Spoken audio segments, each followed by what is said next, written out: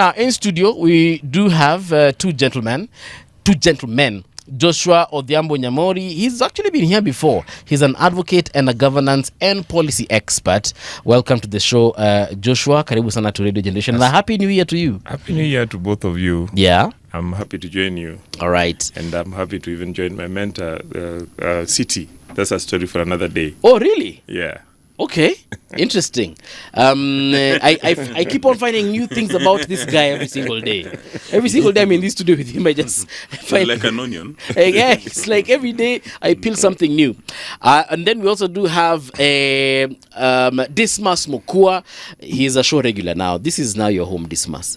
Karibu tena sana nyumbani. Asante sana. Lakini unajua wanasemanga mtu akienda na arudi nyumbani anakujanga na maziwa, mkate, asali ya nyuki. Umetuleta nini kutoka ushago? Ziko hapo chini. Oh, ziko hapo. A lot of stuff, yeah. Ah, okay. A lot of stuff. You'll be surprised at the end of the show.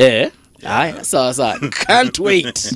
Cannot wait. Happy New Year to you too. Happy New Year. I realized you did not mention Venezuela when you were telling the world where they can get your signal. How come you didn't mention Venezuela? I heard him talk about Minnesota. No, that's now. Early on in the morning, he had mentioned. Yeah. Okay. So, you can also find us in Venezuela. Hopefully, the new acting president has not, clipped off their signal there, but they haven't. So, gentlemen. And Uganda? I've actually mentioned Uganda. You can find us in Uganda. Lakini nasikia shida huko Starlink kidogo ifanyi kazi. So I guess I've had that conversation. But other companies such as MTN are there. So whatever network you use, find us there. Dismas, now that you started about Venezuela, before we get deep into Kenyan politics, what do you think about the situation with President Maduro? Well, and I'm happy to be in the company of a lawyer. So lawyers speak about something called international law and international relations. And understand this is something which is decided upon by the big political players. But it now appears that international law is being determined by Donald Trump and the US. So his word is as good as law. Because when you listen to all these sides of the conversation, people are saying that if maybe a head of state of another country is accused of a criminal offense, do you just go and pick him from his presidential palace or from his state house and deliver him to your country to face justice? Or you go through the international institutions like ICC? Yeah. But it appears for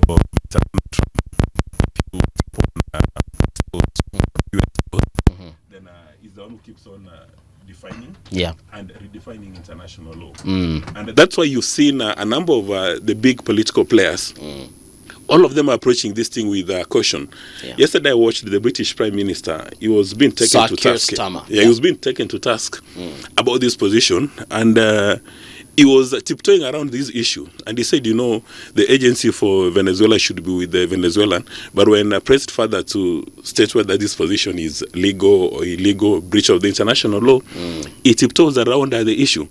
But in Africa, one has to give credit to some countries, like Ghana has come out to state its very position, which I think that is very solid. They deserve a pat on the back.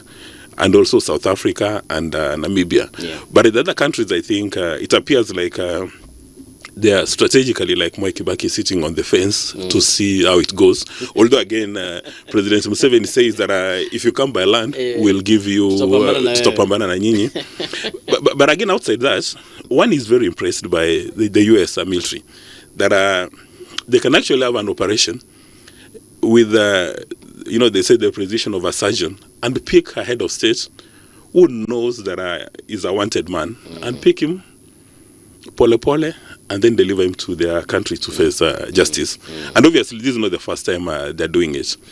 And then, also there was confusion that maybe Donald Trump is looking for presidents who are not necessarily democratically elected. Yes. But that argument falls flat, because if Donald Trump was looking for dictators and he wants to pick them in that manner, then he's lost for choice. He would easily start in the Middle East. Right. Because, apart from maybe Israel, and now we are told Somaliland, there is no democracy in that part of the world.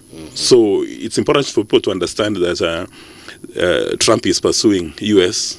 national interest, selfish interest to the hilt. And maybe that is a good lesson for all other countries, that if you want your voice to be heard, just have some biceps, have some muscles, have financial muscles, have military muscles, have numbers, and have a bit of ICT knowledge, then people will start paying attention. You know, there's even a saying in many villages that you may have noticed that when people are planning for a funeral, it's not necessarily the oldest person whose views is taken into consideration. It's the person who is going to cut the check. Yeah. True. You can have a meeting and you plan for everything else, but there's that one person who is coming to, take care of the bills. And that is the one people pay attention to. Yeah. Not really the accountants. Yeah. Like when you're do, they used to say during my day. Wakili, what do you think? Because this is not the first time the US has tried to capture President Maduro. They actually did try bribing his private personal pilot to one time just fly him to a friendly state where they would just capture him. But this time round, they literally went for him in a military base. You see, it depends on which position you stand in. Yeah. It says that this is going to be a historical matter. And we leave it to historians to finally give us, an opinion. And the historical opinions are given according to the time and space of the historians.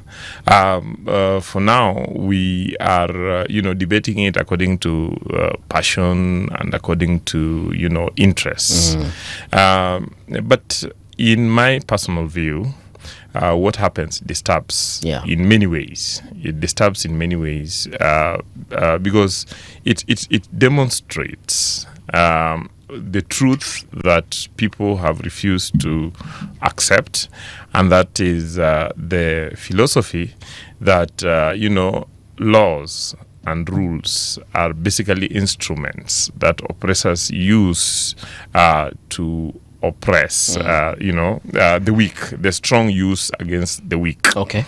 And it is true at the local level as it can be true at the international level. All the major international instruments have been crafted at the behest and hegemony of the powerful nations, right from the UN instruments all the way. Every time the West have conquered, they have then crafted laws to strengthen their control of the world. Yeah. And America does not care. It doesn't give a damn. I will keep telling people that for me, Trump is the typical American. The others could cover it in terms of courtesy and so on. But if you deal with Americans at any level, Trump represents what they think about the world. That they're the best thing that ever happened, and they can rule the world, and it does not matter what you think. God's and gift you to the see, planet. we have great lawyers in Kenya who have written extensively about such issues.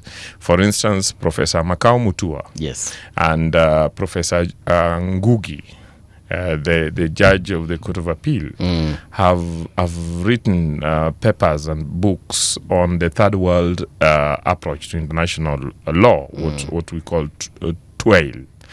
But you see, they remain academic discourses. They are not able to influence because forums that can make decisions across the world are financed by Americans.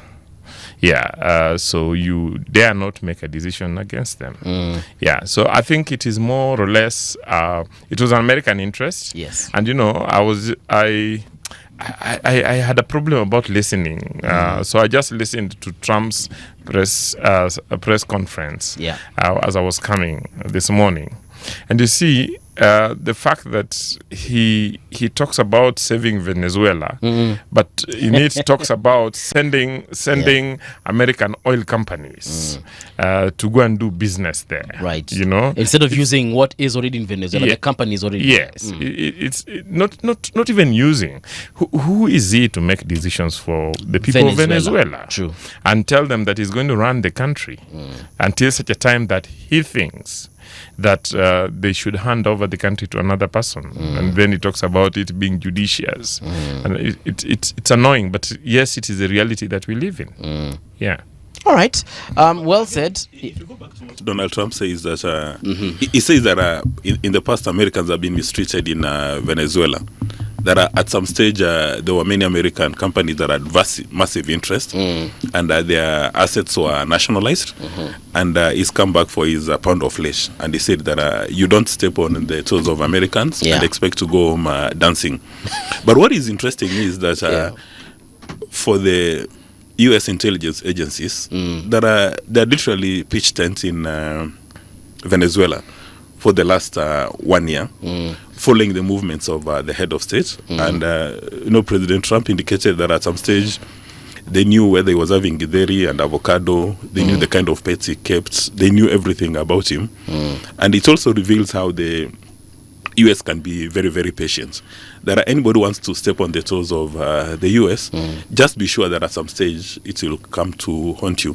True. How exactly did Maduro step on the toes of the US? I mean, now it depends on which version you want to use, but if you want to use the one for Trump, he says that as a country, they've stepped on the economic interest, and he also accuses them of supplying drugs and weapons, drugs and all those kind of things.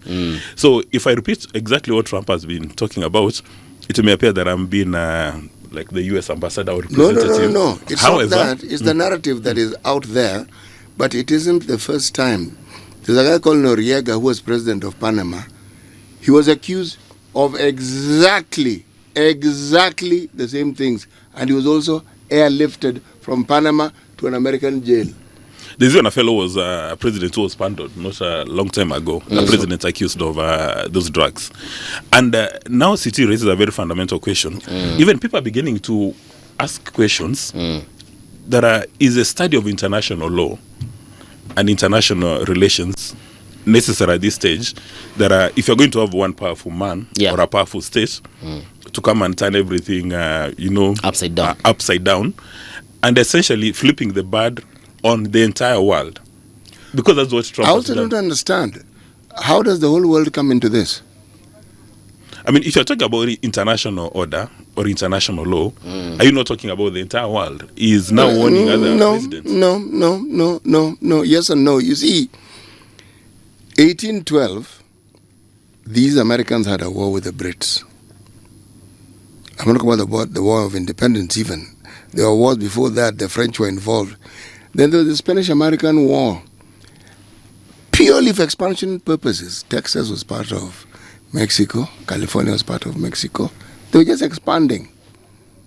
Yeah, but City, I think the world gets concerned because it's a pattern. Joshua, why does the world get concerned? The world gets concerned, but because there is this one guy who tells you that I can pick you from wherever you are.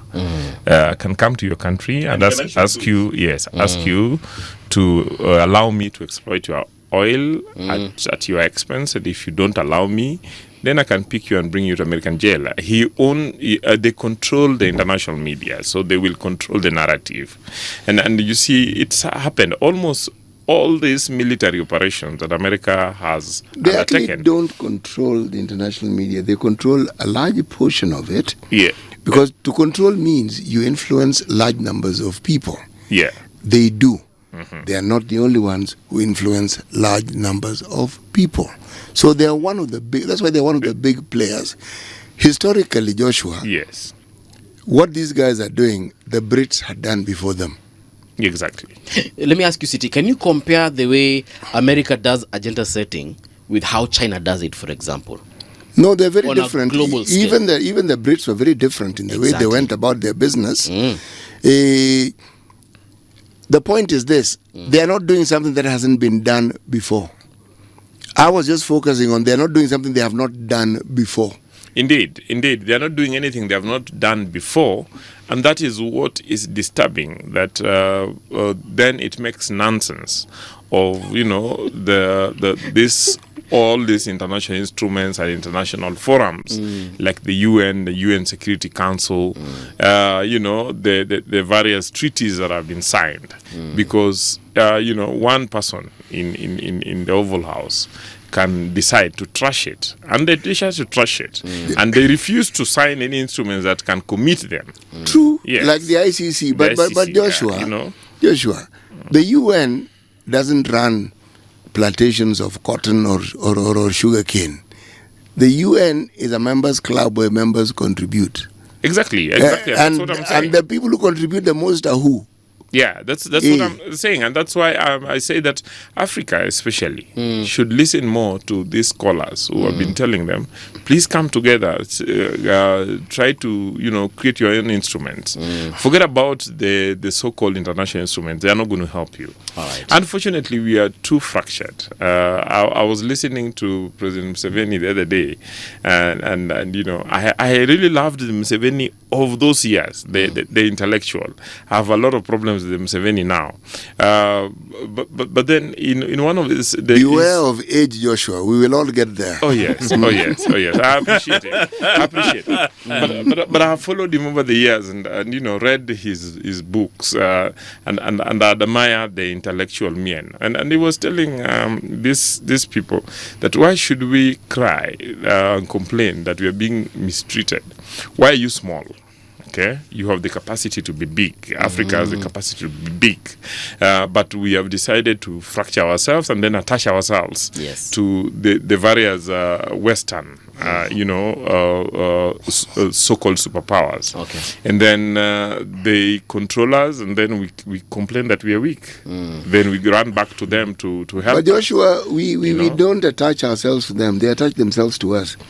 Yeah. They make sure that they make you a dependent.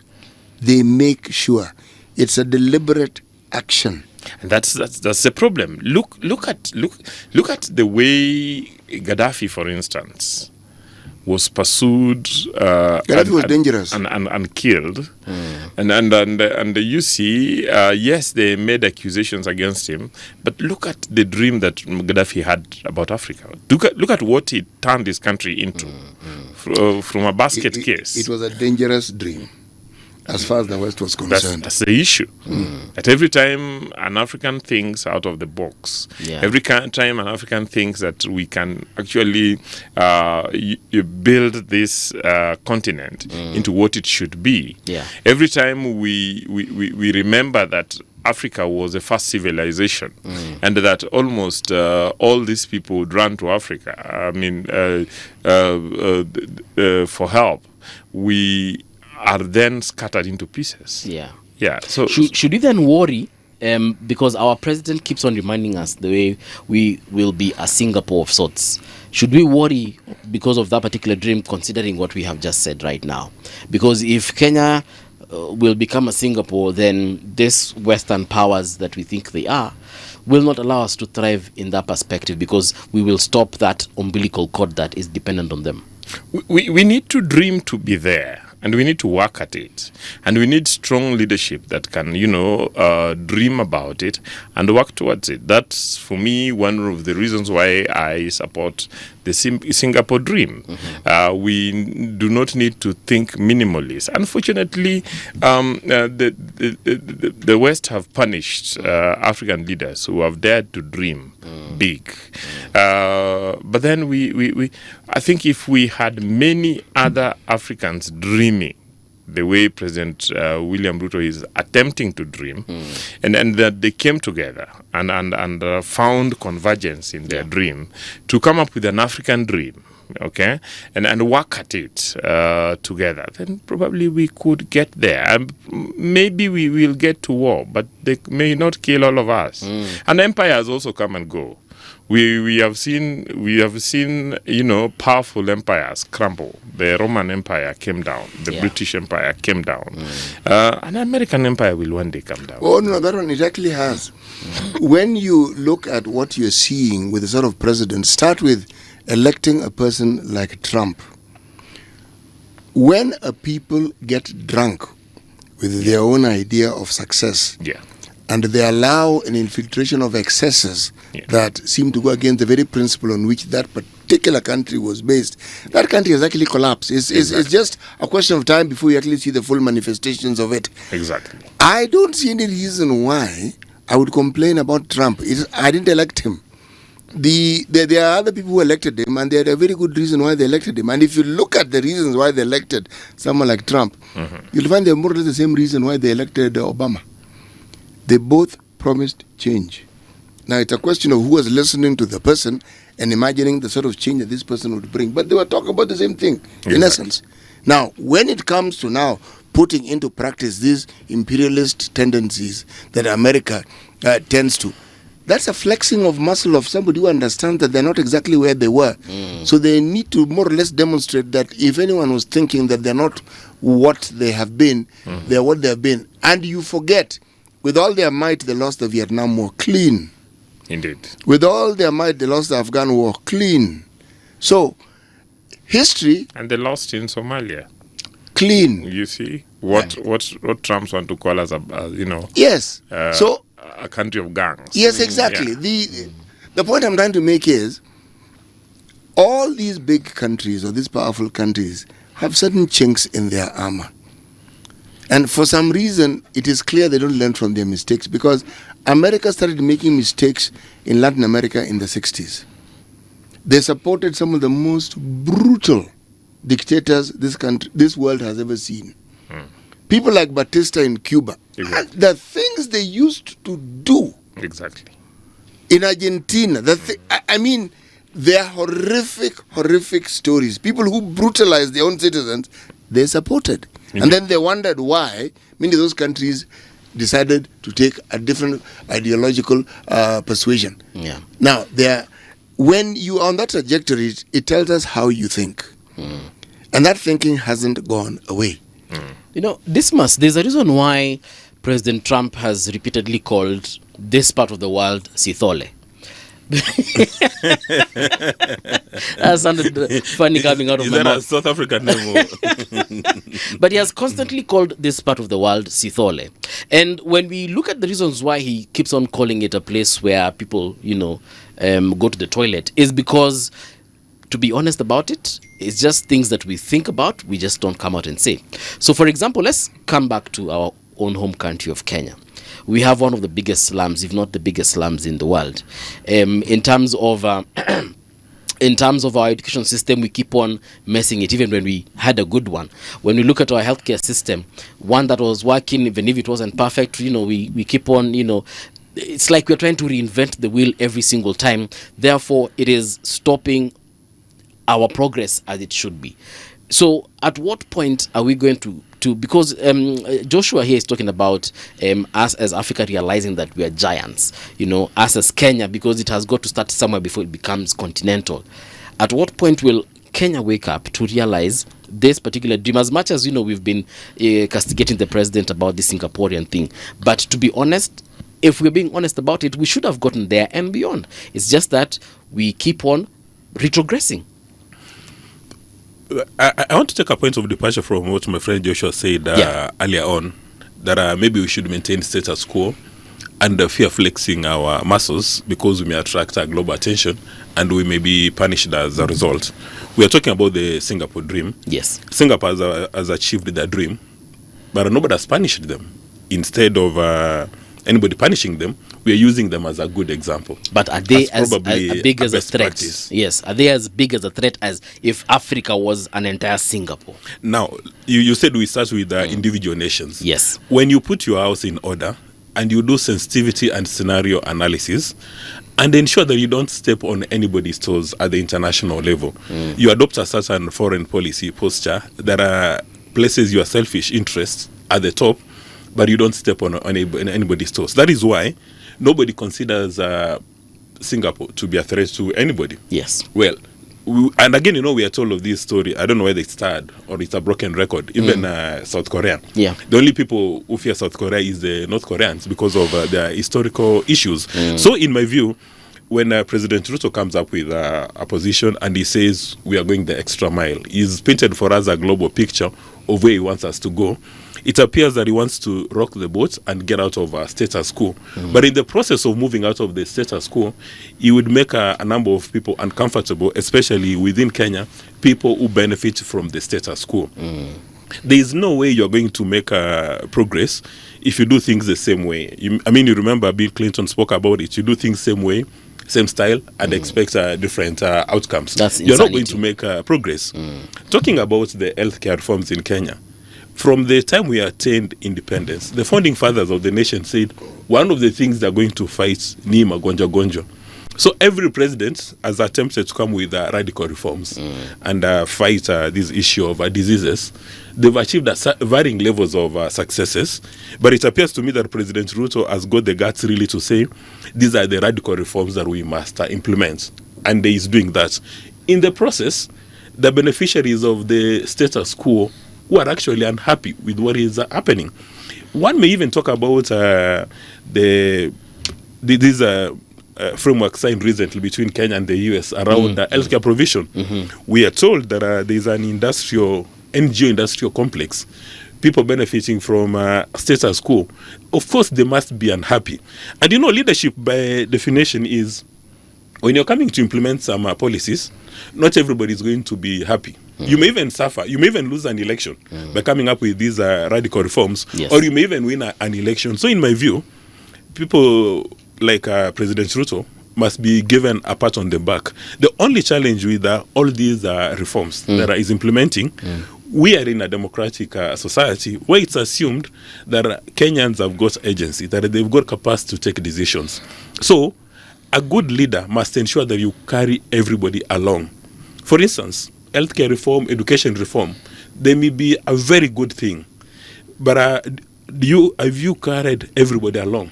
Citizens, partners, and stakeholders, have you made them see their insurable interest in what you are doing? Right now there is people talk about a trust crisis within the administration. So that as we speak right now, if the President Ruto tells you the sky is blue, you actually want to go outside and confirm whether the sky is indeed blue. Now, for you to make this progress, people must see that you are doing this for the interests of the nation, that every decision you are taking is citizen-centric. And that is the difference with these other countries. When you play around with public resources, you may even be required to commit suicide. Look at Japan. You play with public resources, you commit suicide. Japan is the only country where they can tell you in 50 years' time that we are going to have a blackout in the next 20 years at this point in time. So that ujipange mapema. Because they are very strict with leadership. Yes. But I'm not sure whether that is the obtaining situation in Kenya. So in my view, when President Ruto speaks about these issues, other people roll their eyes. Other people say that this is a very good thing.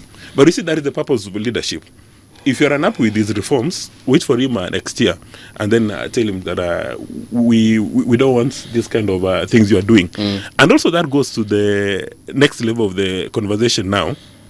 For some reason, Kenyans have got a love-hate relationship with ideas and debates. Okay. That we approach issues not on the merit of the conversation, but on who has introduced the idea.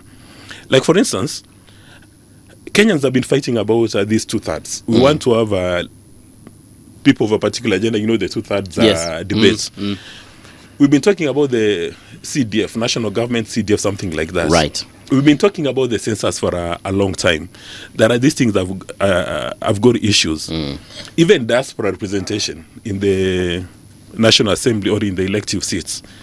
Then Musalia Mudavadi comes up and he says, let's have a referendum moment. Or all election day. these pending issues, can we place them on the table so that we can have a discussion?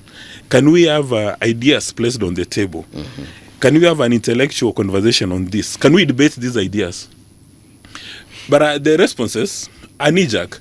People have become very emotional. Instead of attacking the issues raised. Like, for instance, if you're going to do this boundary stuff. Yes. Which data are you going to use? Are you going to mix the 2019 data?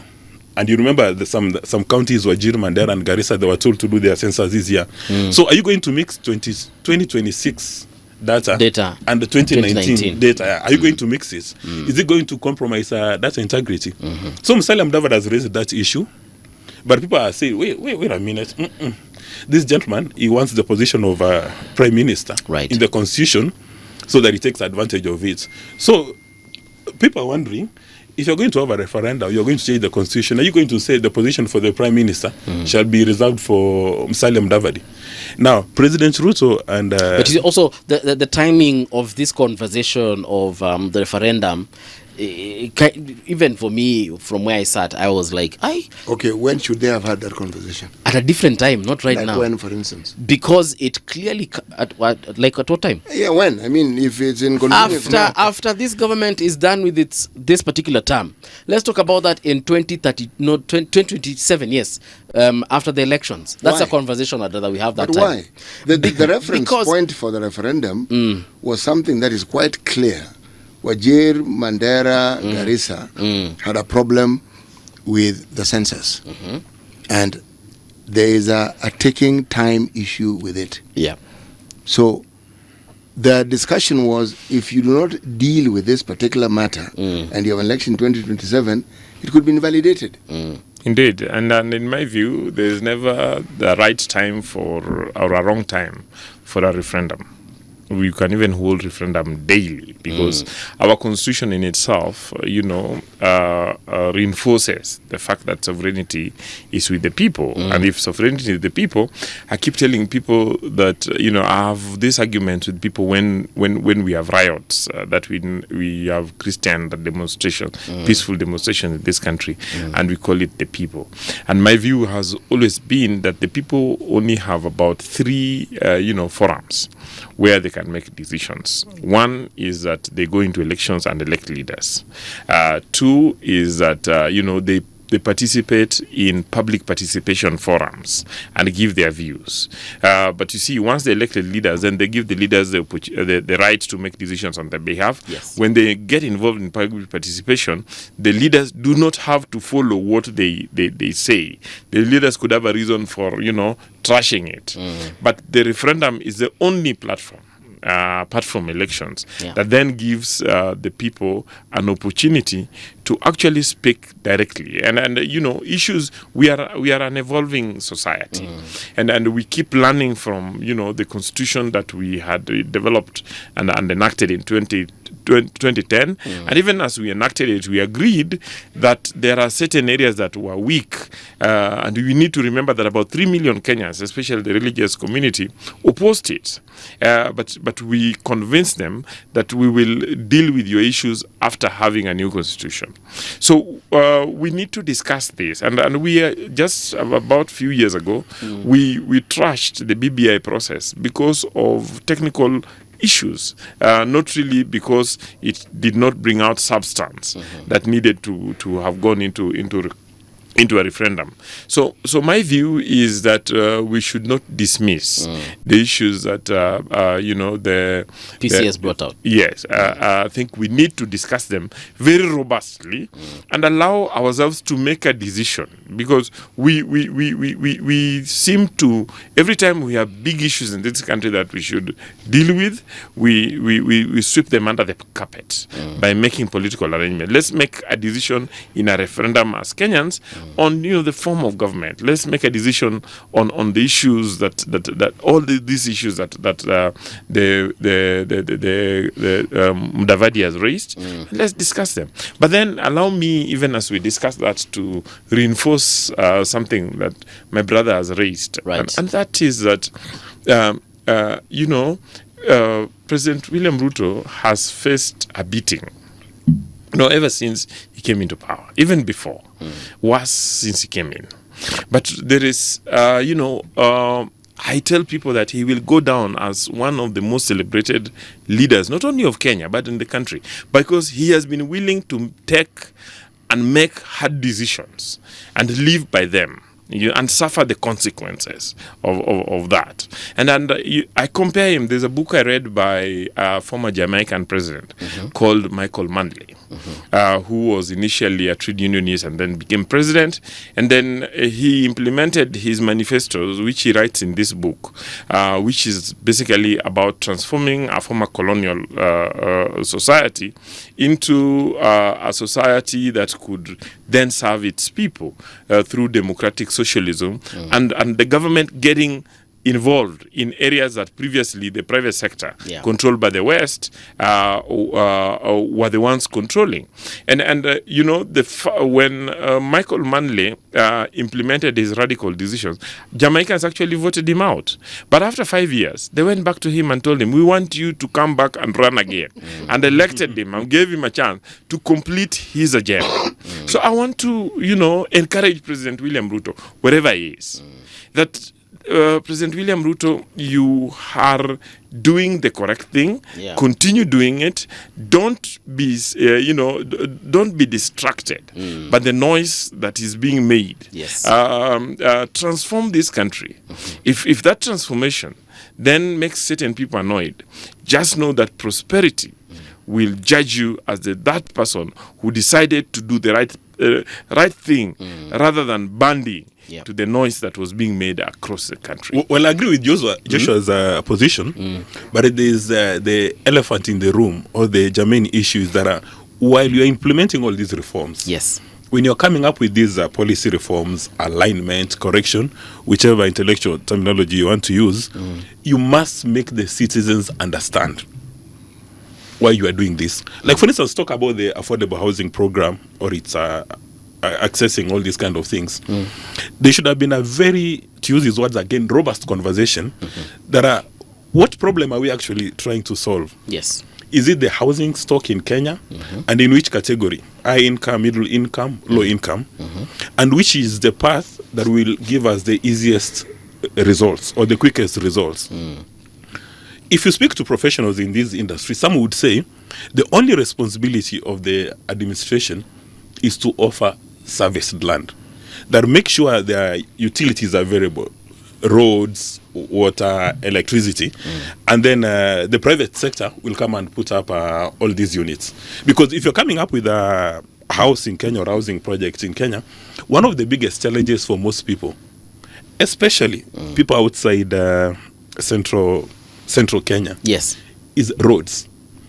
Over the weekend, during this Christmas break, I met with some people from Mount Kenya, and the information they were giving me shocked me.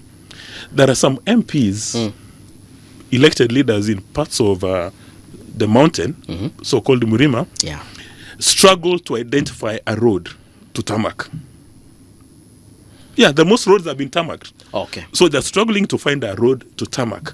Because everything is done. Everything has already been done. As far as roads are concerned. Is that really true? And also, it was a point raised by a lady, I think, called Mudhoni, who was at a funeral someplace here, and she was booed. But where majority of Kenyans come from, where a good number of Kenyans come from the western part of the world, there are no tarmac roads. Where I was born and brought up, I only knew of one tarmac road, Kisii, Kisumu. That is the only tarmac road people know. So that when you see people in parts of western Kenya celebrating when they see a transformer, please, these guys are primitive. It's because in that part of the world, hakuna transformer. They don't know what electricity is. So when they see a transformer, they're told there's going to be power over here. Muwaelewe. And you know, these things comes from, I don't know, there was a session of paper authored by Tom Boyer. These are productive areas. This is what is happening over here. So some people have been marginalized. You know, some counties, the one you're talking about, Garissa, Mandera. I understand there's a county right there still using a generator to date. An entire county? The headquarters powered by a generator. Are we saying that they don't have, there are parts of the country that don't have electricity, and you're saying specifically that there is a county where the headquarters does not have electricity, they have to use a generator? It's powered by a generator. Do you know the name of that place? I'm going to fish it out right now because I don't want to be... I want you to fish it out because what you're saying, if it is true, then it's something significant. If it is not... It's actually this position. Before you come in, this position was it was on a talk show, and is the deputy governor of that county who made it public. So that it's the deputy governor of that county who talked about it. But did anybody verify? But before we go there, he has said he will get it. So that I don't lose my train of thought. In some of those counties, the first time they've seen a tarmac road is during after devolution. There's some people from parts of Kenya. Wakiuliza, why are you going? They say we are going to Kenya. Now, wakifika Kitale is when they say that tumefika Kenya. Now, you need to talk about then equity and equality in the distribution of national resources. But the point I was tracing here, which is very critical, if you're talking about affordable housing, shouldn't all of us agree which model are we going to use? Is it going to be serviced land? So it means there are all areas where the private sector is likely to put up houses. Just put a lot of all these utilities. You will reduce the cost of housing substantially. Yeah. Even when you look at the tax components, I mean, I used to do a lot of research on housing. Up to 52% then, no, sorry, up to 48% of the cost of a house in Kenya is tax. So one can even consider lowering the tax on the inputs. Or, like now the president has said about these affordable housing, that in fact, his intention is not even the houses. It's creating employment opportunities around housing, so that you have got many plumbers, you've got many masons, electricians, and people coming along. Now, the reason why we'll get to Singapore faster than expected is when you carry the entire nation, and then every person in the country sees their insurable interests in your vision. Now, if you take these decisions, and maybe because of trust issues, you're taking a decision, people are saying, wait a minute, why is he taking this decision? Like, for instance, if you talk about the privatization, or maybe not privatization, that the administration wants to sell some additional shares at Safaricom. Because of these trust deficits or crisis, people always question all these decisions.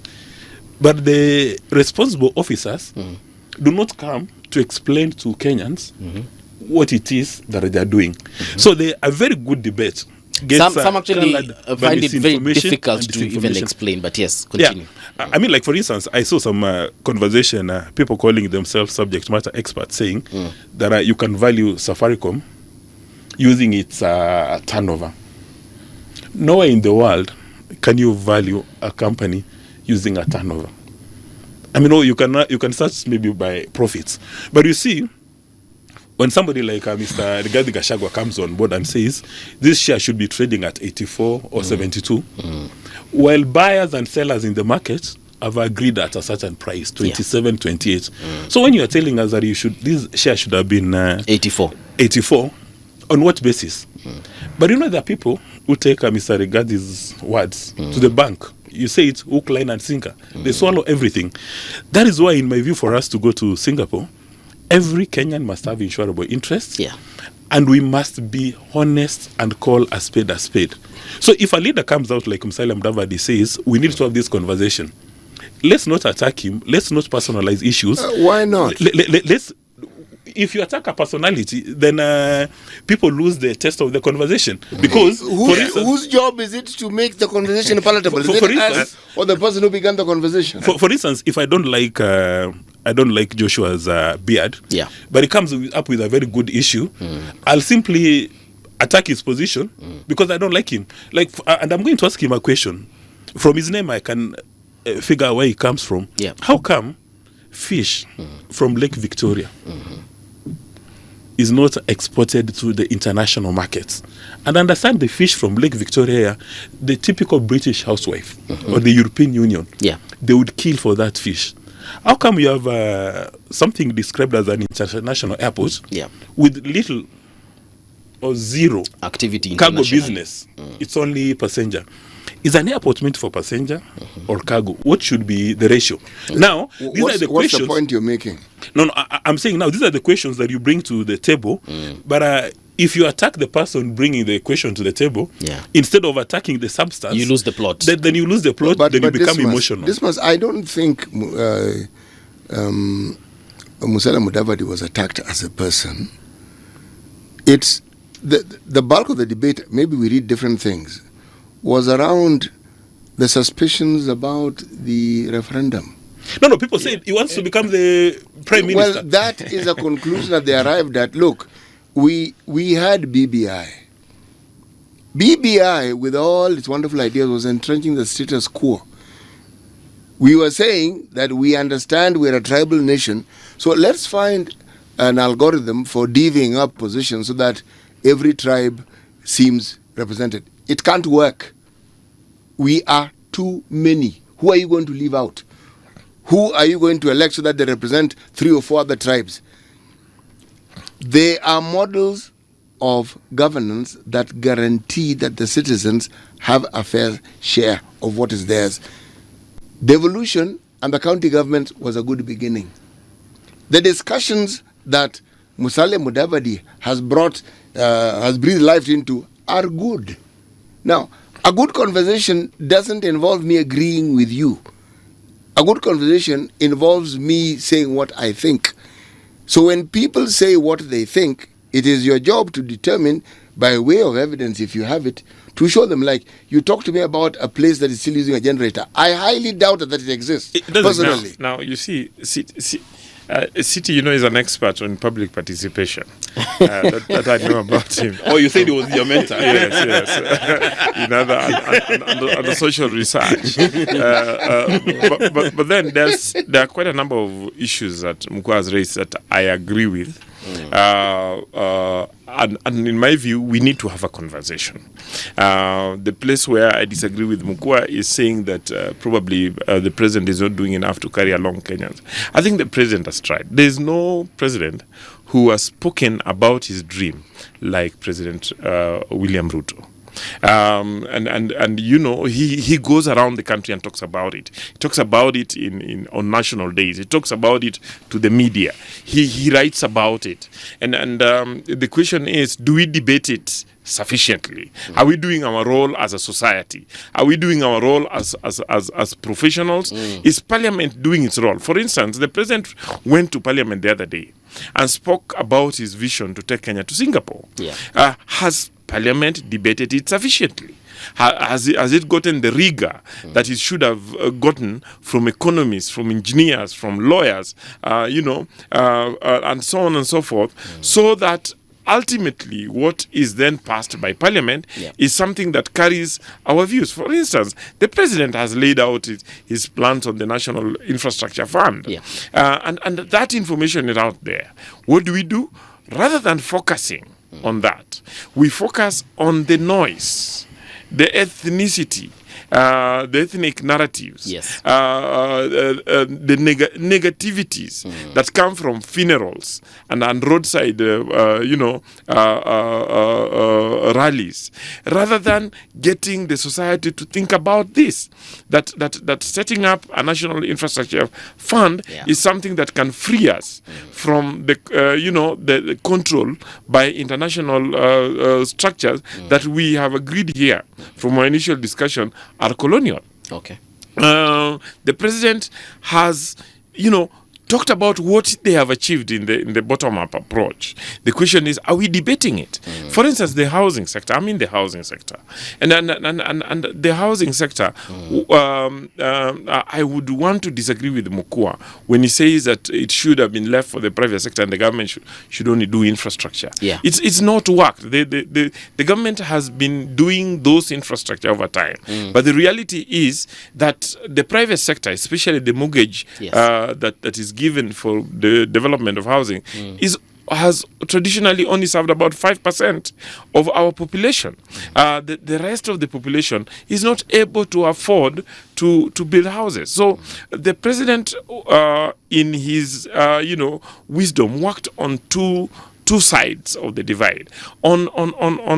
He made sure, one, that he established resources that could be able to fund housing, and then made sure that those who would find the housing, find them cheaper, and are able to pay them over a long period of time by removing taxes and then zero-rating land.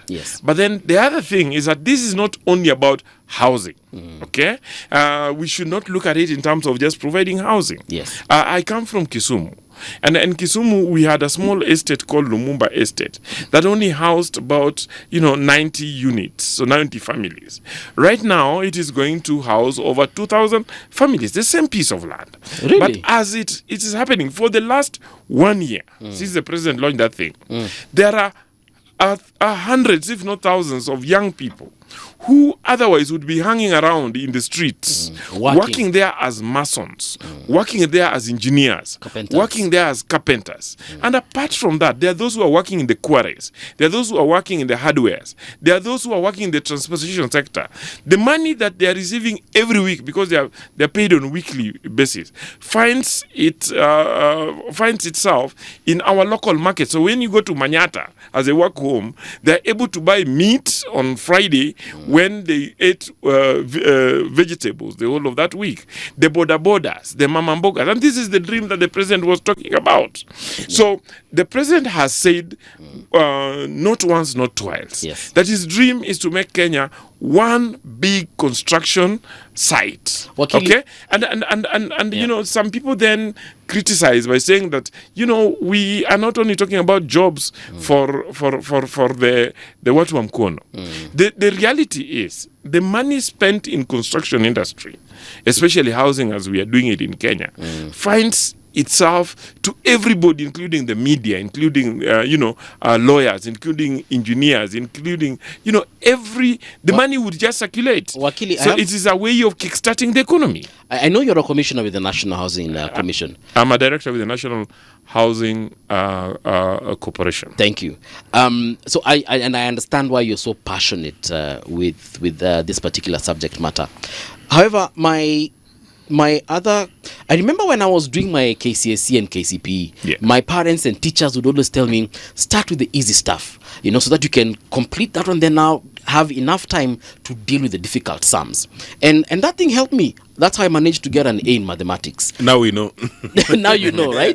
Actually, he was heading towards the A in mathematics. His whole story was to tell you that I had an A. You land on that A. Okay, Maybe you should have just told us they were an A student. So I got an A in mathematics, but that's not the point. The point is, I feel like the president is doing so much within such a short time, and this is just my own personal view. I feel like he's doing so much within a 5-year term, and perhaps if I were him, I would probably focus on a few things, do them absolutely well, so that I can actually have something to bargain with and tell you, look, this is what I achieved in the 5 years you gave me. Give me 5 more years. Allow me to weigh in that.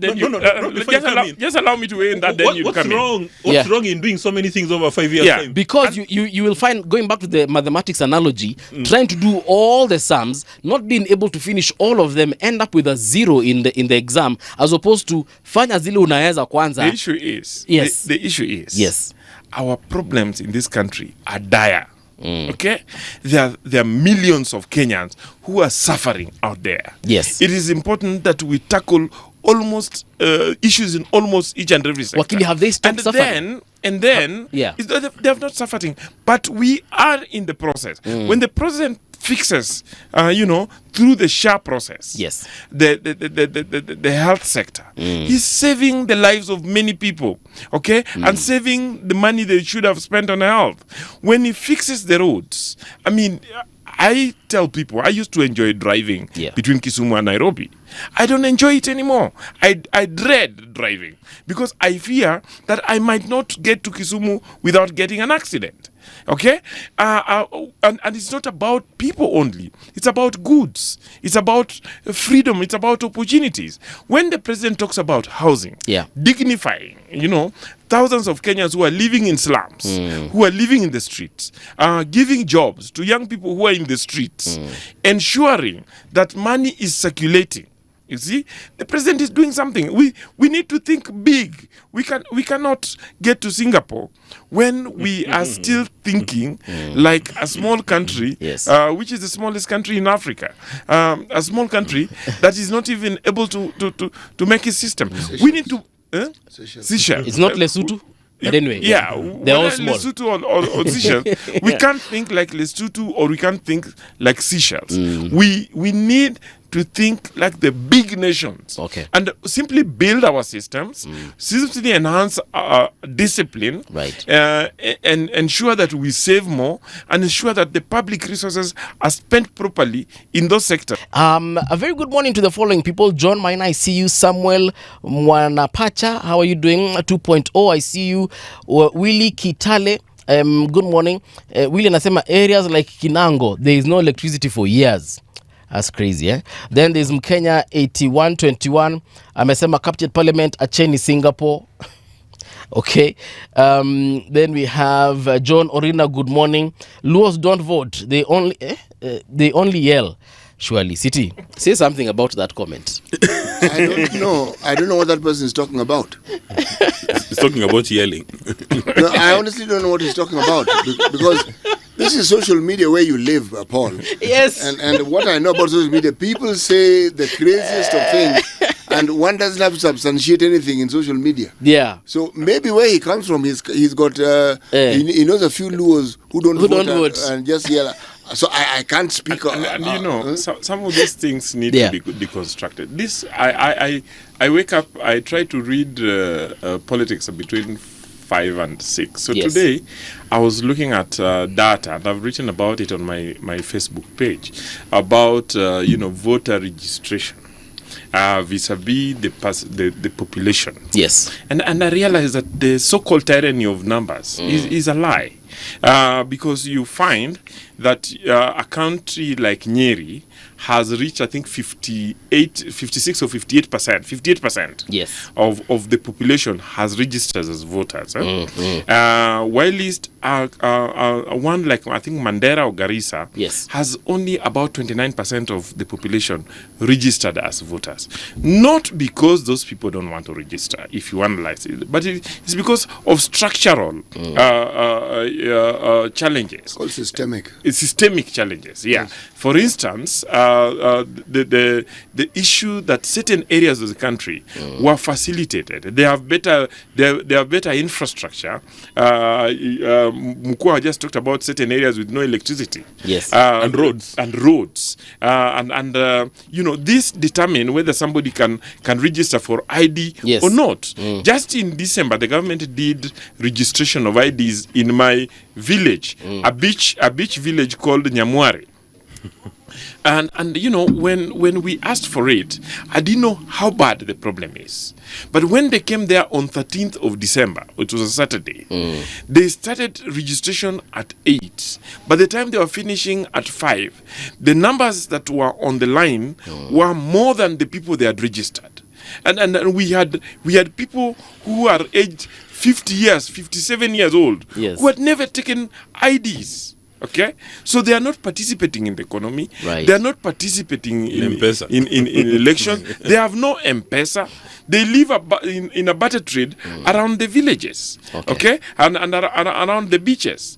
And so when you look at the data, and I'll share with you some of those data. I think one of the days you should call us or just discuss that data. Yes. I was asking myself, could it be that some of the numbers we have in our voter register are lies? Because when you say that a county has registered 58% of its population and then another one has registered 29%, and this 58%, we know that the youth population, the under 18, should be more about 55 to 60%. So it therefore means that the average number of people who should be registered as voters should be around 45. Yes. So if you extend it, probably around 55. Okay? So when it gets to 58, it means that there is something wrong. Okay?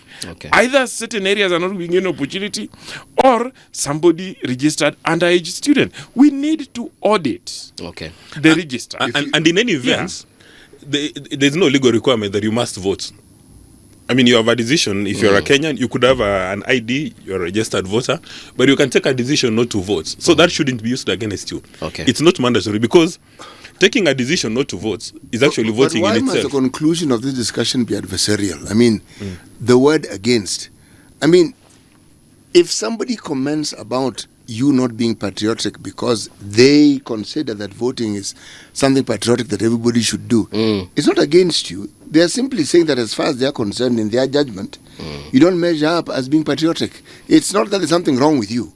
Remember, it's a judgment call. But I have this value system which dictates that this is how I look at life, this is how I measure things. In my books, you're part of the problem. Yes, exactly, in my books. Now, if you don't think you're part of the problem, again, we are not accustomed to discourse where we don't take sides. Yeah. And then we suddenly become adversarial and then we start insulting each other.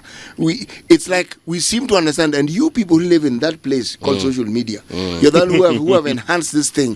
Where, man, people say crazy things on social media. Oh, yes. Absolutely ludicrous. I agree. And you know, you need to question some of those things. For instance, when you say that Nyanza people, the Luos don't vote. Okay? What do you mean? The turnout in Luo Nyanza was 72. The turnout in Mount Kenya was 55.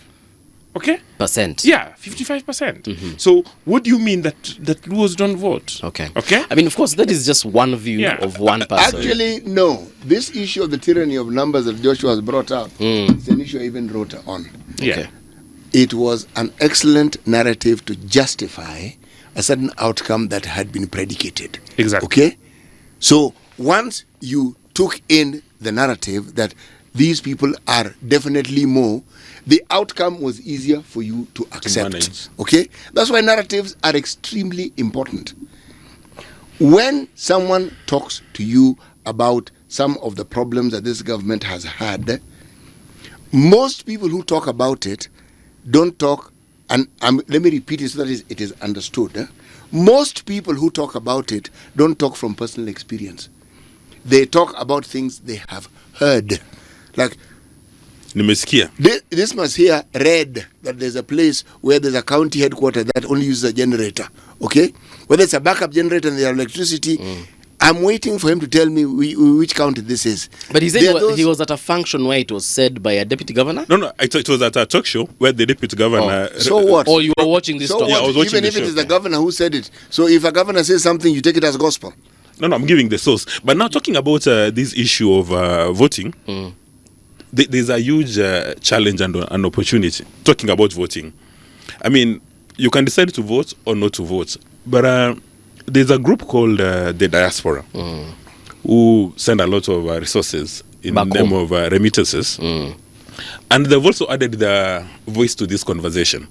They're actually asking for 15 constituencies because they live and work outside Kenya, and they say they've got an insurable interest in what is taking place in Kenya. They want a representation, and they want IBC to pronounce itself. And I think there's merit in having people in the diaspora get some sort of representation and also participate in the Like an in MP the and a voting senator. process, yeah, that's what they're looking for. 15 constituencies for the National Assembly. How do they justify the 15? One Senate position. Now this is it. Now it's incumbent on them to come and tell us why 15 and why not 14, or even why not 20. Yes. So in my view, IBC needs to pronounce itself on this particular matter, because the fact that I'm going to say Greenland, understand Trump may invade Greenland, so I've gone to work in Greenland, and I'm a Kenyan. Yes. I should be allowed to take part in the electoral process in Kenya. Yeah. Secure voting. Right now, there are limited places where you can actually vote for the president only, but these are the other elections you may not necessarily participate. So I think as we begin this year, IBC has got two responsibilities. Pronounce itself on these diaspora constituencies. Yes. And also pronounce themselves on the issue raised by Musalia Mudavadi about the referendum. I have a question. So assuming we vote for Joshua, who is in the diaspora, let's say he's in Sweden. So we vote for him. Say Venezuela. or Minnesota. Venezuela. So he's in Venezuela. Then we vote for him as whatever position. Let's call it Senate. So he's a senator. So will he sit in Venezuela? Will he quit his job and business in Venezuela, come to our Senate here, and then when he is no longer senator, he goes back to Venezuela? Or he's going to now... How will that work? Or we will decide on someone here. So say, let's say Dismas, who sits and works in Kenya but represents diasporans. How will this work? Those are not the details that then have to be worked out, because it doesn't mean you have to be physically in a place for you to represent them. Yeah, I'm just Exactly. now this is me thinking out loud. Yeah, and that's why we need to have a national conversation. Yeah. That's why we need to have A referendum. A referendum.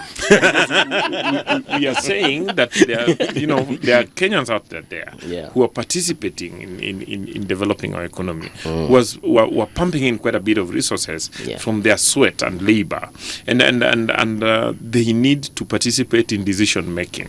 Well, I'm sure that when we discuss it, we can be able to craft a way so that our democracy is representative.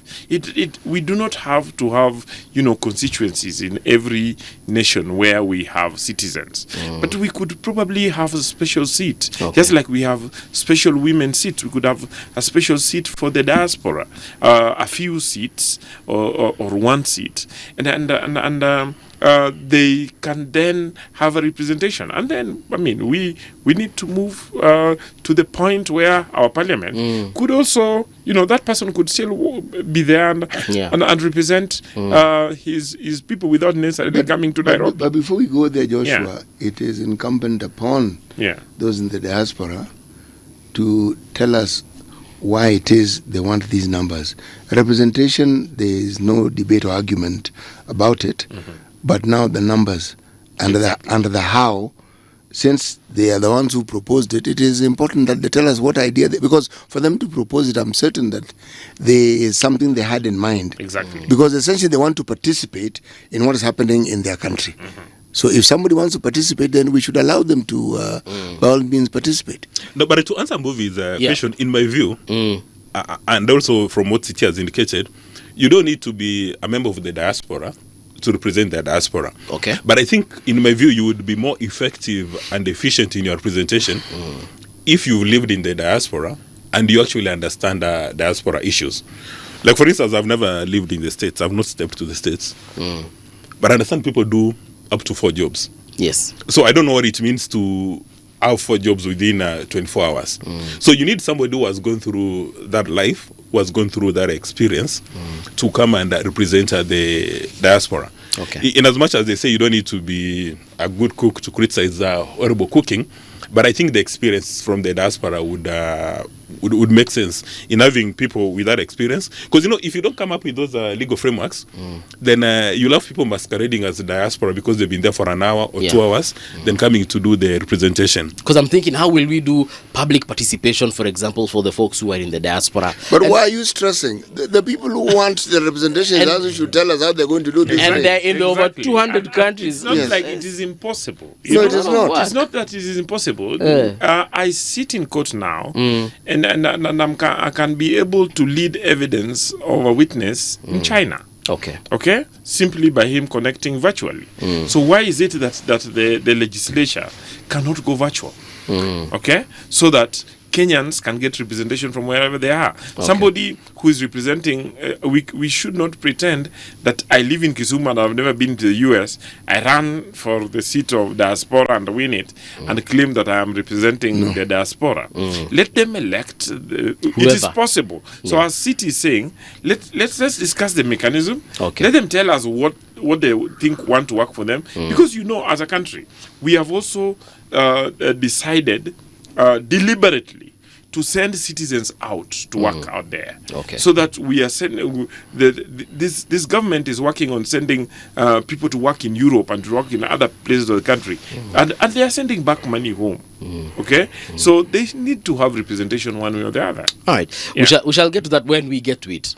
There's a question I asked at the end of the previous hour, and it was about the president doing so much within so little time. And Dismas, you were just about to say something before we cut to the news. So I don't know. Can you remember what you wanted to say? Of course. Yes. I'm very clear in my mind. All right. You are the one who was in a state of shock, and you still appear to be in a state of shock that President Ruto is doing so many things over a short space of time. Now that is 5 years, maybe now under 3 years. And maybe it should have been linear. And focus on maybe 3 or 4. Yeah, but the question is, Kenyans woke up on one particular day in the morning and elected Ruto as the president of the Republic of Kenya. Yes. He had presented his manifesto, and it's up to him to decide how he's going to do all these initiatives, whether he wants to squeeze them in 5 years or in 10 years. But as it is, there are so many things in Kenya that cannot wait. For instance, if you're talking about the healthcare reforms, you'd be assaulting logic if you say, now, Mr. President Ruto, address the housing issue during your first term, and then you address the healthcare issue during your second term. The people will die in the process. Or you may say, okay, can you do the converse? Address the healthcare reforms first. But you have mason, plumbers, architects, engineers who need jobs. You've got cement factories. You've got all these people. People want, I mean, if somebody is sleeping under a mango tree, and then you tell me, hey, President Ruto, Kwanza sort out this issue, and then you come for me after these 5 years. In my view, the definition of a leader is to come up with the overall picture of where you want your nation to go. And then you allocate financial resources and human capital to deliver. So he has determined that there's going to be affordable housing. There needs to be a very big debate. And in my prior conversation, I did not suggest in any way that provision of housing should be left only to the private sector. No. There are some elements of the housing sector that the private sector may not find very profitable, especially housing for the low-income areas. That one, most of the people in the private sector, others may not find it exciting, maybe because of the margins. And there's a subject that you can actually debate and find out. You could even get the return on investment in low-income housing could even be much higher than the one for the upmarket. So it depends on these developers' taste and preferences. So when, as a leader, you've painted the picture, you've allocated financial resources and human resources, then all you need to do now is to do quality control, and these people will deliver. So in my view, it's if he's got capacity to deliver everything for the next 5 years, so be it. It depends on his leadership style. You know, Dismas, for the very longest time, any real estate development that is housing specifically was actually done by government for the very longest time. All these estates that we know of in all the major towns, they're not built by private entities. They are government projects. Exactly, and when government stopped building, then basically we stopped developing houses, and then the result was the proliferation and the sprawl of slums all over. So I think there is still a very good justification why government should be directly structural involved. Adjustment programs. Exactly. That was the culprit. Yeah. Yes. And then my point about what you addressed about whether the president is doing enough. Yes. We have so much that should be done. Yeah. The president in his manifesto in 2022, crystallized and reduced what he could do to 5 key pillars. Okay? And that's what he's focusing on. He has prioritized. He prioritizes the infrastructure, the roads, he prioritizes the housing, he prioritizes agriculture, healthcare, education, and ICT and digital economy. Those for the president are the critical issues that should be focused on, because they then lay a foundation upon which then we could have a takeoff. And then he is then come back after 3 years, or it's almost 4 years of implementation, and said that we have started on this and we are laying a good foundation. What we now need to do is to have a longer term dream. And he said that in our lifetime, in 30 years time, in this generation, we must move Kenya to a first world economy. And to do that, we need to work on our logistics, our ports, our airports, our roads. We need to work on our energy. We need to work on our human resource, and we need to work on our food security. Okay, so in my view, the president is being strategic. It is upon now the technocrats and the rest of us as professionals and the rest of the country to then analyze these dreams that the president has projected, and then come up with areas where we can plug in. Okay, and say that I, as Joshua Nyamori, I think I've got some experience in housing, and then with my legal profession, let me make this contribution in this sector. Okay, and then and that is the discussion we need to have. We need not to reduce the Kenya's dream to a minimalist dream, like the small countries. Kenya cannot continue competing with Somali. Kenya cannot compete with Burundi. Kenya is the biggest non-mineral economy in Africa. Okay, you have seen that we have moved, even downwards from the 8th largest economy to now the 6th largest economy. What is that telling you? Kenya has a potential. We just need strong leadership as we have, and then we need to all play our part in supporting that leadership and mobilizing all that we can and making systems work. And Kenya will get there. That's right. Why haven't they made you government spokesman?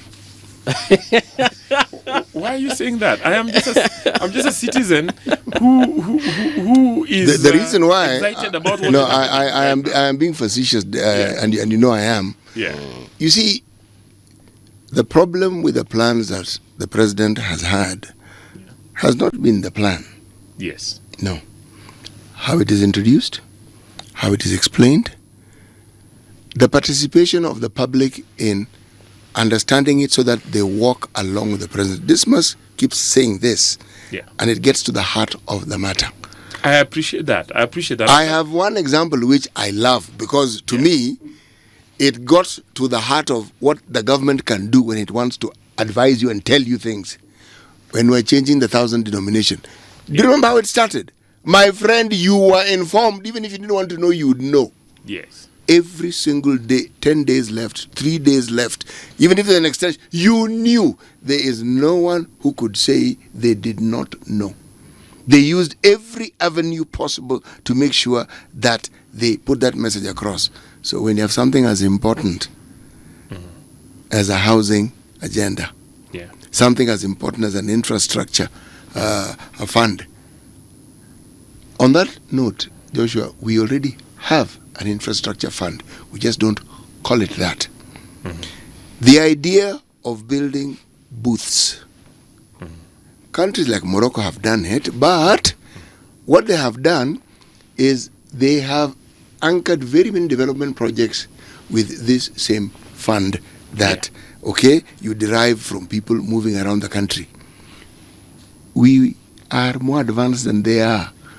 We actually have a system that is far more efficient than a booth. It's called the fuel levy. It serves the same purpose and everybody pays. You can't, it doesn't matter where you come from. In fact, you don't have to bother where somebody's coming from. So long as it's a vehicle and they use fuel, no, you don't have to bother. Absolutely. Until you've got people, you need to get somebody with IT, a system to monitor. You don't need it. We already have it. Now, where the problem comes in, if I'm tying it in with making sure people move along with you, is explaining that when you talk about infrastructure fund, says, let me explain. If instead of taking 20 shillings and adding it to this for road maintenance, which we have seen, we are now going to add 50 shillings, okay? But what we want to add the 50 shillings for is we want to build this, we want to build this, we want to build this. Agree with you, City. Securitization is a process that we've used with this same fund, this fuel thing, same. There is money that you can see consistently coming in because we like driving, we consume a lot of fuel. So you take that to somebody who understands that financial process and you tell them we want to build something called Talanta Stadium. And because of that, this is how we're going to pay you. And you look at it and you say, yes, this makes sense. Because we can see how much you actually make per day. But these are things that have to be explained so that even as people criticize, which is good, they're telling you how they understand it. You keep telling them, you don't tire, you don't get upset, because some of these things are ideas that are strange. Before you explain it and it is understood, it takes a bit of time. And if you're saying all this against a backdrop of mistrust, haki, the moment it leaves your mouth, as far as people are concerned, that's a con. And yet, it is a perfectly legit and a perfectly good idea because countries have developed using that infrastructure fund. One, when you talk about Singapore, perhaps an audit of all the natural resources we have would be good. Most Kenyans don't even know that we actually produce iron ore. We do. I agree with you. Most Kenyans don't even know. You know, I'm on a roll here, so I'm going to continue. But let me stop. Yeah, I agree with this city. And I think, as we have all mentioned, there may be need for better communication, improved communication from government. But I think it goes beyond government. It requires all of us, as professionals, as stakeholders, as business community, to start discussing this. For instance, what you have talked about, the fuel levy has done a good job. It can be improved. The president is just saying that we need to have a bigger fund, and we asked him, where do we get this fund from? And he told us, in this country we have mines, we produce minerals, but no one over the years has ever talked about where the royalties go. He said that the royalties will go into this. He has said that when they go into what we popularly call privatization, the government selling out part of its shares in. Part of those resources will go into the infrastructure fund, so that we are sure that what we are getting from our resources, whether they are the minerals or whether they are the government divesting from parastatals, will finally find its way in productive projects. There's a contradiction there. Yeah. When you have a sovereign fund, this is what we're talking about. It means you have a fund in which you can invest. Yes. The Norwegians, who have one of the world's largest funds, invested in a company called Caterpillar. These earth-moving, these huge, humongous things. Exactly. Sema tu tractor ndio Wakenya waelewe. Caterpillar. We actually refer to it because it's a specific earth-moving equipment. People actually know it as Caterpillar. When you say Caterpillar, people know what you're talking about. Exactly. Even the Samsung one is called Caterpillar. Yes, they're all Caterpillar. Just like a Matatu is called a Nissan. Even though they are Toyota vehicles, but it's called a Nissan, isn't it? Yes. There is this company called Caterpillar is headquartered somewhere in the US. And the Sovereign Fund of Norway put a lot of money in this company. Then it was reported that some of the equipment that was being used to bring down houses in Gaza were Caterpillar.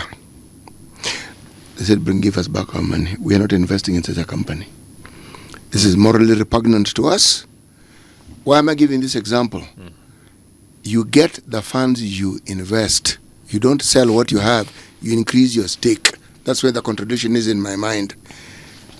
If we don't do an audit of the natural resources that we have so that we can actually plan on how to utilize it, these stakes that we're thinking of selling, should we not think of expanding them instead of selling? This is my thinking, because I worry. When the selling begins, you see, Joshua, having lived longer than you have, I have had the experience of seeing what happened with the structural adjustment program, which marked the reversal of the progress Kenya had made. Yeah, but you see the problem, City. I told you I sit in the board of the National Housing Corporation, and I know you sit because there. it is a public entity. I can discuss some of the things that are there. National Housing Corporation sits on a 20 billion shillings Fund. balance sheet. Okay, balance sheet meaning if we look at the bank account of National Housing Corporation, they have 20 billion. It should have, but then the reality is this. The reality is this. A big chunk of this money is tied in undeveloped land and rundown estates across the country. Okay? And not only rundown estates that people who are tenants don't pay for. Yes. Because they think ni mali ya umma. And mali ya umma, according to them, is free. Is free. Yes. So that National Housing Corporation, as we talk here today, is broke. It is broke, but it has a 20 billion shillings worth of a budget. The only way and so those resources are not being productive and they are not helping the people. Government, as we know, is not able to utilize them efficiently. Why? Why? We have, You see, this we is have legacy. We have legacy. If we had We the brains, have- to even get to that point that we are speaking of now, are we saying that we don't have the capacity to turn around we the have company? legacy problems, and that's why the government has, and I thank the president for this. When I talk about the president, some people think that I am just being sycophantic. It is because I see the transformation is doing. What this government has done, which is going to transform that, is passing the government enterprises I think the Government Enterprises Government-owned enterprises. Government-owned Enterprises Act, which is a new act that forces the boards, for instance, the board that I'm sitting in the National Housing Corporation, we now need to register National Housing Corporation as a company. Okay, and then the new directors who are going to take over from us in a few months are going to be, not chosen on political consideration as we were chosen, but on a very clear framework that bring in capacity. Okay, that are able to manage. Who will own this private entity? They're going to be owned by the Treasury. And then Treasury is coming up with a framework through which they will choose directors on the basis. Do we have a framework right now where Treasury can actually own a private entity? Now, is that what we're going to create? Through this new act, this act creates that, and basically creates them into commercial entities.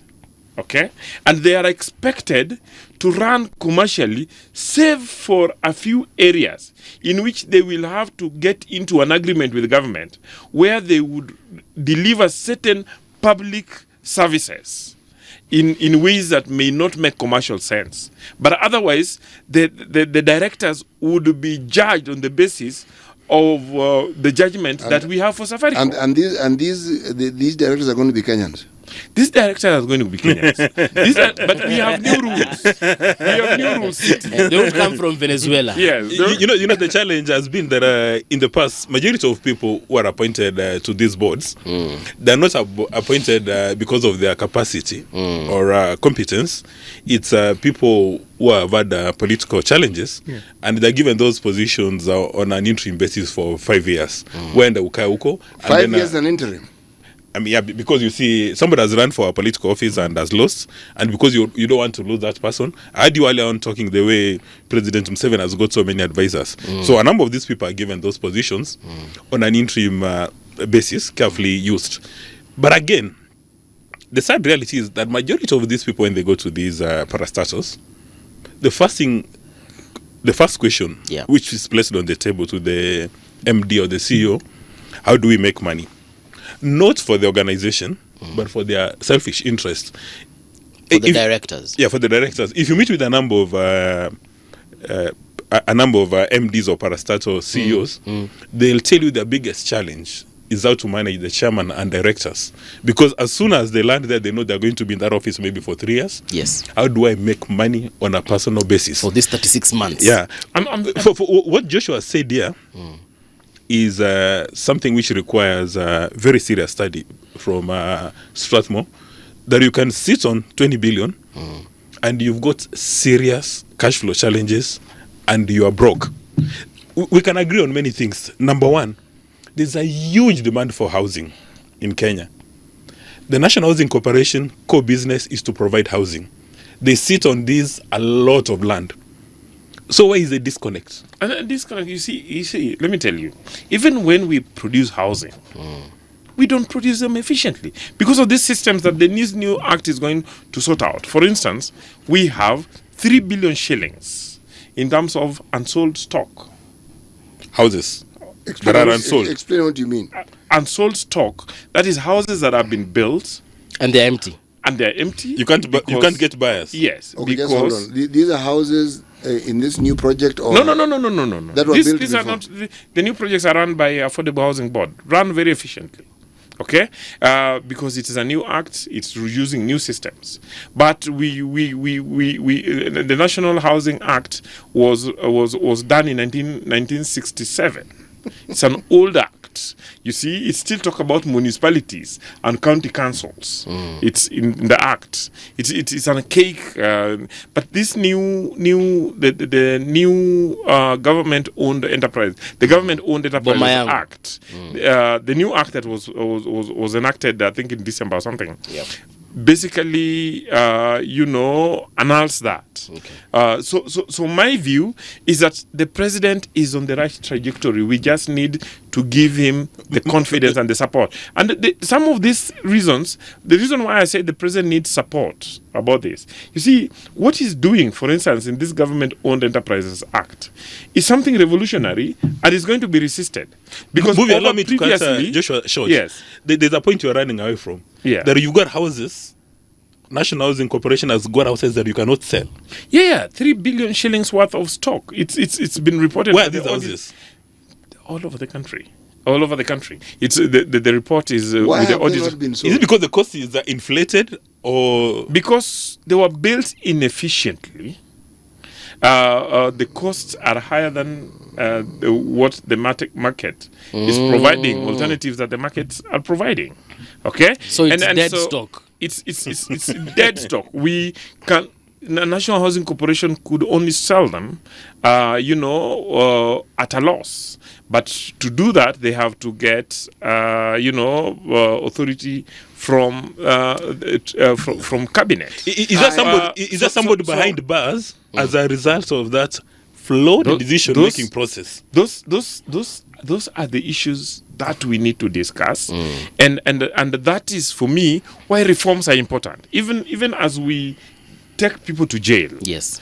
there is also the need to reform the system, because unless you reform the system, I keep telling Actually, our it's- technical and management group, Yes. every time they bring a proposal for a new project, that what is the difference between this project we are doing and the projects that are not selling? Because somebody- if you can't Joshua, do that, the we problem- can't justify you getting more resources. If somebody was public looking resources for, to do that. if somebody was looking for impunity, Yeah. then Joshua has captured this. That you have houses, there's a, it's the same thing that there's a huge demand for cement in Kenya, and then you get a cement company in Kenya making losses. Yeah, you get a cement company. Now, there's a huge demand. Actually, that one is a lot simpler to understand. Huge because demand. Yeah. it's like the same story of sugar. Exactly. And these are the things the president was talking about. I said, government has failed to run sugar industry. He found a solution. List them out. Yesterday, I think it was 2 days ago, he was talking about milk. And he told the milk stakeholders, we are going to run the dairy factories, the dairy companies, the way we are running, we have decided to run the sugar factories, because this system ain't working. Okay, so gentlemen, Those are I shocking think statements. we need a specific day to discuss this whole housing Unity. issue. But there's one thing we cannot run away from, and it's really on the timeline here, and it's about the current sentiments that former DP Gachagua made.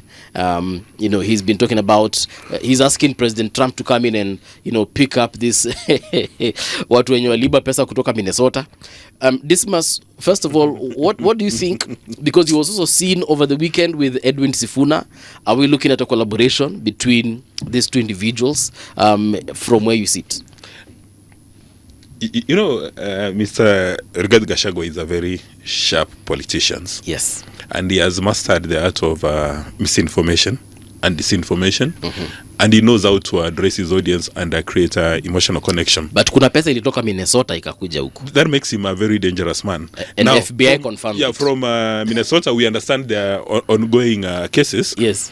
And in my view, I'm not a subject matter expert on these international law. But in my view, what needs to happen is for Mr. Rigathi Gachagua Right. to maintain his calm and let the US authorities do their work. They'll do the investigations. It's not very clear, even if you don't follow international politics, it's very clear that if you step on the toes of the Americans, they'll Yes. pick you. So if the Kenyans who went and engaged in fraud and the American taxpayer has been offended, then they'll come for Mokua. him. This case, people are in jail. Huh? Others have been deported. Yes. So Exactly. I mean, So- what exactly are we talking about? No, Yeah. Are we following the proceeds of that particular heist?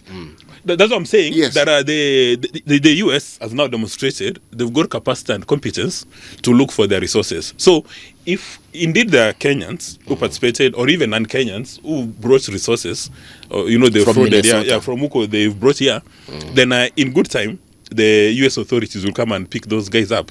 Because wanasema US never forgets. Yeah, but they'll then- come for their pound of flesh. That is number one. Number two, Rigathi Gachagua's brand of toxic politics is something that people need to pay attention to, because he's been trained as a DO. He's been trained from his early 20s to address audiences. He knows how to make a very powerful emotional connection with people, so he can spread misinformation Why do you call and him toxic? disinformation.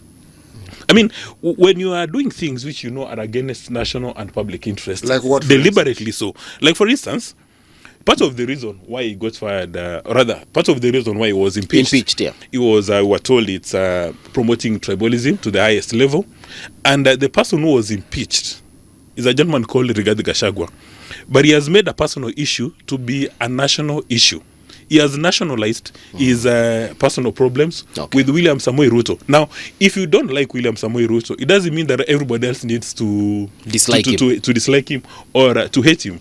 People have said to him times above number, you are talking about one term. So what?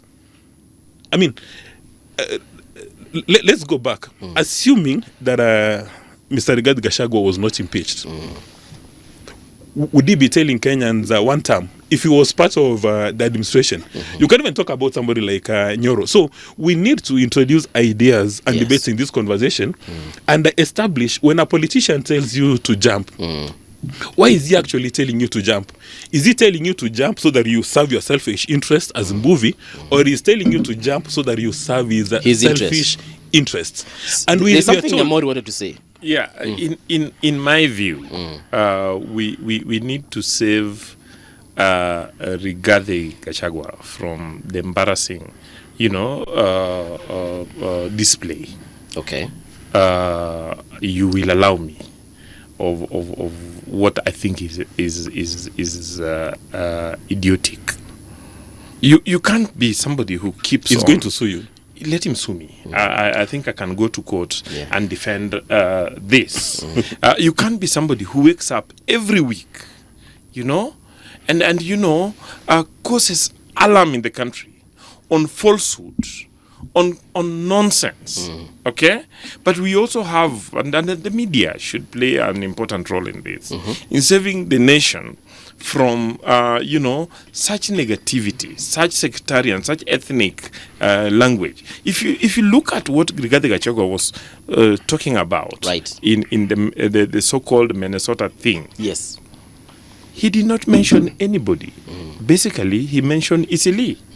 He did not mention which mall is in Isili. Isili has several malls. Basically, he was profiling the business community in Isili. And in my view, doing what he does every day about one ethnic group after another. You heard what he was talking about, the Luo community, telling us that we get excited over things like Singapore. It is an insult, and it is. We need to call him out. It is silly. It is something that we should not tolerate as a country. Rigathi Gachagua is a kind of person that we need to pick and throw into the dustbin. Forget about. He is like this mad person in the market who is naked and stands on a podium and start dancing naked. So he has a crowd forming around him because of his nakedness, rather than the credible issues that he's talking about. Okay, so he might not have his facts right about the malls where they are, whether they're in Kitui or they're in Isili. He's taking advantage But- of a situation. Yes. We have the information. Yes.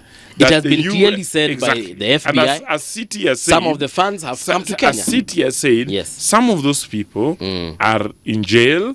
Some of them have been deported. The US and Kenya have a very good working relationship. Right. And it is possible that if there is, a US resource Right. that has turned into a property in Kenya, that Kenyan government can pursue it. And Kenya government has, frameworks for,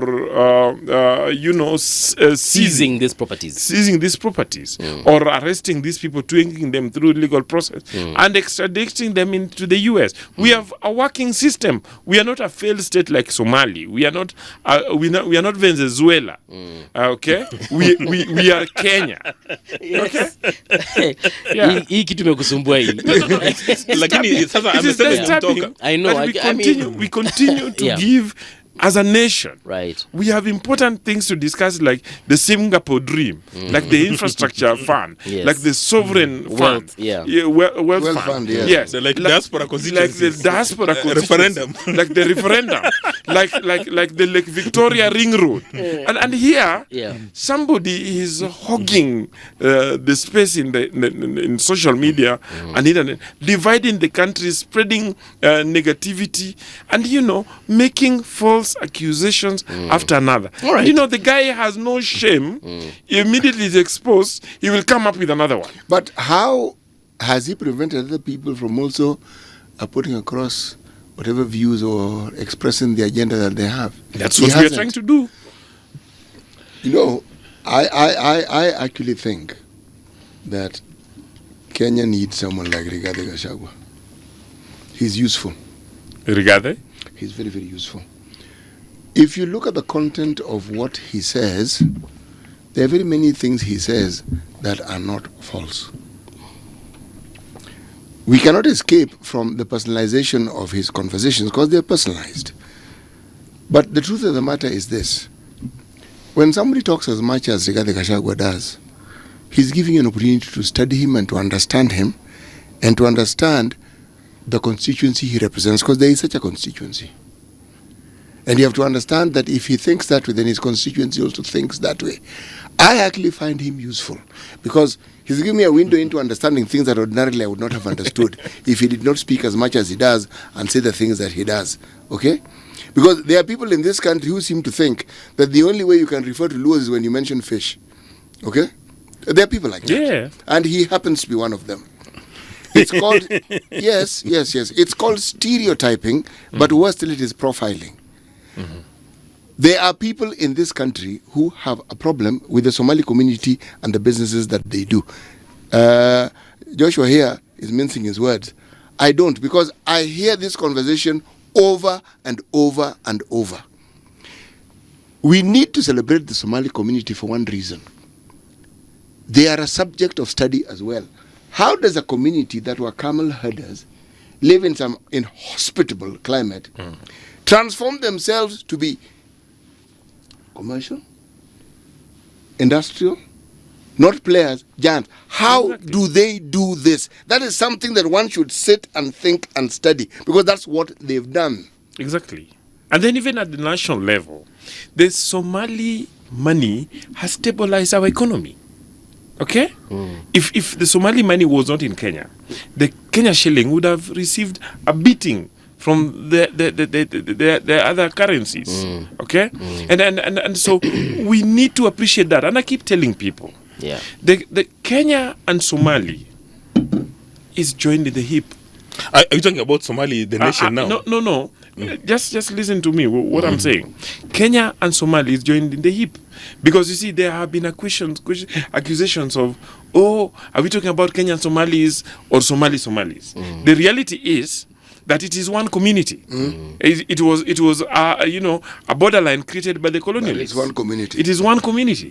Just like if you go to Sirare, the Luos in Sirare and the Luos across the border are one community. For many years, I never knew there was a popular musician called Owinoja Shirati. Yes. I didn't know that Shirati was in Tanzania, because he was more popular in Luo. We mourned him more than he was mourned in Tanzania. So what am I saying? That you know, Somalis, because of the challenges they've had, even the Somalis, they brought in and worked with the Somalis in Kenya, brought in their culture, brought in their expertise, brought in their business acumen, then mobilized their resources from around the world, and brought it to Kenya. Okay. And this has helped us. We need to, you know, build systems that protect them, even as we deal with issues. If there are one or two who have errands, deal with them just the way we deal with Kenyans who are errant. But which community doesn't have people who have errands? You know, exactly. There are things we need to understand even historically. The Kikuyu community in this country are the first group of Kenyans to actually make us understand that the things that the Asians and the white people did, we could also do. Yeah. Because if you are talking about businesses that were run by Africans, the vast majority of them were Kikuyus. If you're talking about even the industries that began, the vast majority again. But allow me to correct you, City, then you proceed. No, please correct me. That if you read Note to Uhuru by Jaramogi, he says that when Kenyatta visited him in I think that was 1952 or something, when after coming back to the country, visited him at Maseno, at the Luo Thrift and Trading Corporation shop. Kenyatta was amazed and told him, I didn't believe that Africans could actually come together and do business. That idea was actually learnt from Luo Thrift and Trading Corporation. You and I don't have a quarrel there. Yes. If you're talking about the bus companies that the Luos had, the portion mills. Portion mills. If you're talking about the business across the lake, and that's not that. I am talking about post-independence, the visibility of an African community who are engaged in enterprises that previously we associated with the Asians. Mm-hmm. What you've said is a discussion for another day, because there's a lot more to it than just that. I am merely saying that sometimes we need to look at ourselves and look at the things we need to appreciate about each other. Because the indigenous African in your country doing something, believe me, it's a big thing. You only need to visit other countries on this continent where you have minority communities who are not necessarily indigenous to that particular country doing business to understand just how very fortunate we are to have what we have here. Yeah. I feel marginalized. I haven't spoken about the entrepreneurial spirit of my community. Yeah, we're actually out of time, but I'll allow you 30 seconds. No, I'm kidding. I'm joking. All right. We have come to the end of the show, gentlemen. So I'll allow you those 30 seconds for your closing remarks. Well, now I've become a disciple of something which you said the entire of last year, that as we look at the 2027 elections, we must place a premium on character, capacity and competence. This Singapore dream that we are talking about will be a mirage if we don't elect leaders with character, capacity and competence. If you elect people simply because of your surname, you elect people based on misinformation and disinformation, you elect people out of intimidation or out of some phobia, then it means that we are going to embrace the status quo. And then also people like yourself are to be blamed, that when you have a leader who is going the extra mile doing things shocking you, then you say, this thing is too much, can you spread it? No. Let's get leaders who can make us uncomfortable. Like for instance, I'll use Musalia Mudavadi. When he calls out a spade, he brings out information, then people recline back and say, this is too much information. No. So, for the people who are not who have not registered as Kenyans, Nyamori has had a number of them in his villages been registered as Kenyans, then register as voters, so that when we get to 2027, you take a decision. Because if you tell, we are told by economists that inherently all human beings are selfish. They pursue their selfish interests to the hilt. So go to the ballot box and pursue your selfish interests to the hilt. To the hilt. Economists have now gotten into the field of behavioral sciences, so they're telling us how human beings behave. They say a rational human being, and human beings are assumed to be rational. You must pursue your selfish interest to the hilt. Thank you so much, Dismas Mokua. Ukirudi hapa ndakwambia mbona nafikiria bado still the government of this day and age should probably do things a little bit different. But anyway, that's just me. You don't like the 120 kilometers per hour? Unataka 60 kilometers? We are trying to do 260 kilometers per hour on a tuk-tuk that can only do 80. President William Ruto actually mentioned Yes. that unlike President Kenyatta, unlike Moi, Yes. unlike Uhuru, Yes. he is very lucky because President Kenyatta was old, President Moi had his challenges, President Kibaki was unwell, President Uhuru was inexperienced. Yes. But he has been here from very early in his life. He has seen the attempts that have been made. He has the experience. He has the education. He has the courage. Okay. So he's capable of moving us to the Singapore dream. We only need to do our part. Nitambie na leta hapa. I now see you agree with City when he said, or rather when he asked the question, why Mr. Joshua Nyamori is not the government spokesman. I Gentlemen, just believe in the dream. gentlemen, kwaherini.